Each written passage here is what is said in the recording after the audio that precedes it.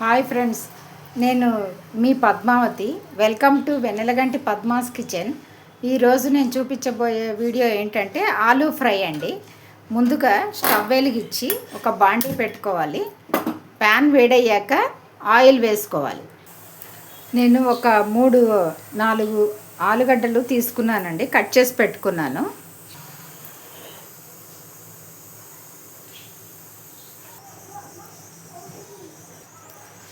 నూనె బాగా వేడైన తర్వాత ఈ ఆలుగడ్డలు వేసేసుకోవాలి. కొంచెం హై ఫ్లేమ్లోనే పెట్టుకొని వేయించుకోవాలి, ఎందుకంటే అడుగంటిపోతుంది కాబట్టి ఫస్ట్ కొంచెం సేపు వరకు మాత్రం హై ఫ్లేమ్లోనే పెట్టుకోవాలి. మధ్య మధ్యలో దీన్ని తీసుకుంటూ ఉండాలి. ఇప్పుడు ఇవి వేగినాయి కదండి, వీటిని ఇప్పుడు కొంచెం సిమ్లో పెట్టుకుంటే ఇంకొంచెం బాగా వేగుతుంది. ఇప్పుడు వేగిపోయింది కదండి, దీంట్లో కొంచెం ఎక్సెస్ ఆయిల్ అంతా తీసేసుకోవాలి.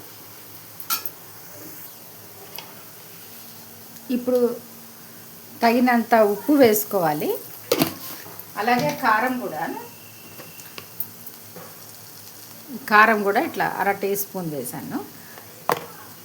తర్వాత కొంచెం ఒక స్పూన్ వరకు జీలకర్ర పొడిని వేసుకుంటే మంచి టేస్టీగా ఉంటుందండి.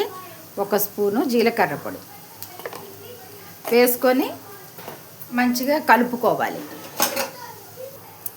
ఇదంతా సిమ్లోనే పెట్టుకొని ఇంకొక 4-5 నిమిషాల పాటు ఇట్లా సిమ్లోనే ఉంచి వేయించుకోవాలి. కొంచెం బాగా క్రిస్పీగా వస్తుంది.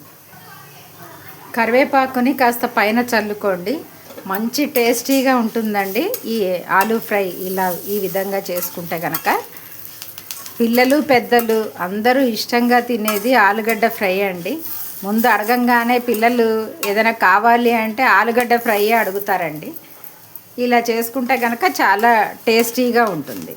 సో మీరు కూడా ట్రై చేయండి. అంతేనండి, స్టవ్ ఆఫ్ చేసేసుకోవాలి. అంతేనండి, ఎంతో టేస్టీగా ఉండే ఆలుగడ్డ ఫ్రై రెడీ అయిపోయింది. చూసారు కదండి, ఇలా జీలకర్ర పొడి వేసి చేస్తే చాలా బాగుంటుంది. మరి మీరు కూడా ట్రై చేసి కామెంట్ రూపంలో తెలియపరచండి. అలాగే లైక్ చేయండి, షేర్ చేయండి. మరిన్ని వీడియోస్ కోసం మా ఛానల్ని ఫాలో అవ్వండి. Thank you for watching.